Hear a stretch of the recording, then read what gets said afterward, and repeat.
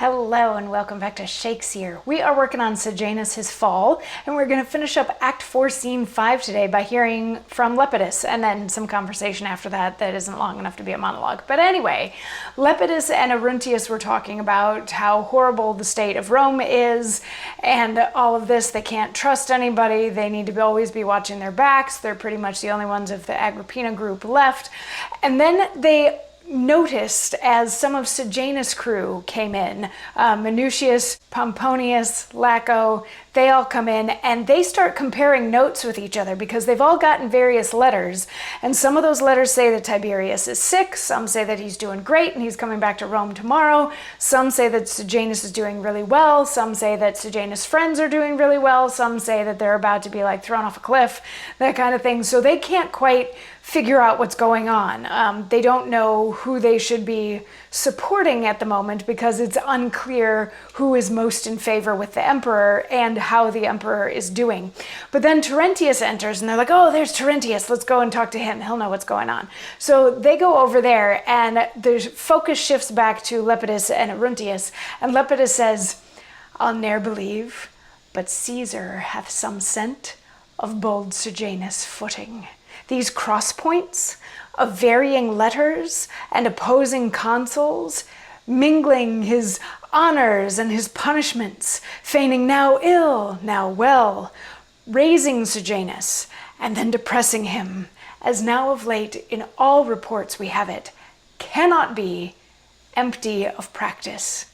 'Tis Tiberius' art, for having found his favorite grown too great, and with his greatness strong, that all the soldiers are, with their leaders, made a his devotion, that almost all the Senate are his creatures, or hold on him their main dependencies, either for benefit or hope or fear, and that himself have lost much of his own by parting unto him, and by the increase of his rank lusts and rages, quite disarmed himself of love, or other public means, to dare an open contestation.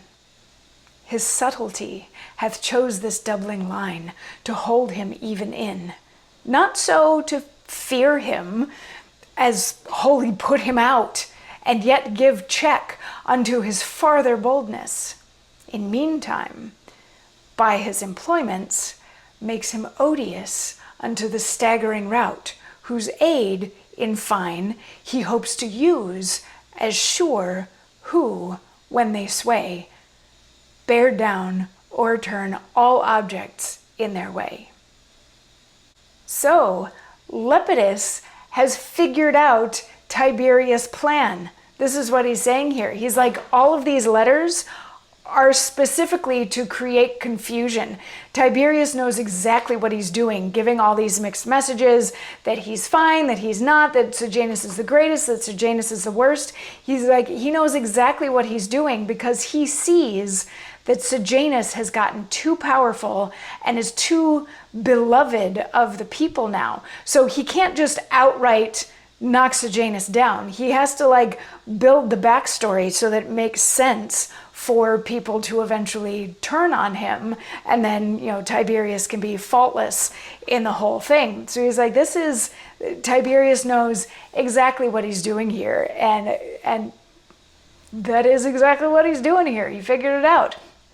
But Aruntius doesn't quite buy it. And then the focus shifts back primarily to Terentius and Pomponius, Laco, Minucius, to them, with a few little comments from the Agrippina group, or the peanut gallery as I used to call them. And we find out from Terentius that Sejanus actually still is in very good standing with Tiberius.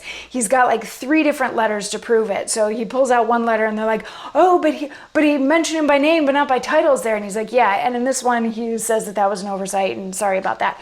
So he's got these 3 letters that when there's something wrong with one of them, the next one fixes it, so that it does paint the picture that Sejanus is still in good standing. So they're like, okay, everything's good. We can still be like following what Sejanus says because he's still where he ought to be. And then they're like, how is it that Macro was able to run away with Caligula like so easily. And before they continue with that conversation, the peanut gallery is like, specifically Aruntius, is like, yeah, I still don't buy it. I'm not going to believe that Sejanus is gone until I see basically his head on a pike. And then he and Lepidus leave. So we just have Laco, Pomponius, Minucius, and Terentius left on stage, and they do a little bit more talking, and they're like, and they come back around again to Macro, and they're like, how is it that Macro was able to like leave with Caligula so easily? Like, how is it that he's so trusted? And they think I believe it's Pomponius says that he thinks it's because Macro has a really hot wife that he's offered up to Sejanus in order to stay in favor with him. So that's how he was able to sort of weasel his way into that sort of thing. So some lovely stand-up citizens we got there. But yeah, kind of fascinating that the Agrippina group has figured out Tiberius' plan, well, at least part of it, to undo Sejanus. They don't necessarily know about the Macro component yet, but we're going to start in on Act 5 tomorrow. So some of these things are going to start coming together, and we will figure out how exactly Sejanus falls. We know he has to because it's the title of the play. So anyway, I'll see you tomorrow for more. Mwah.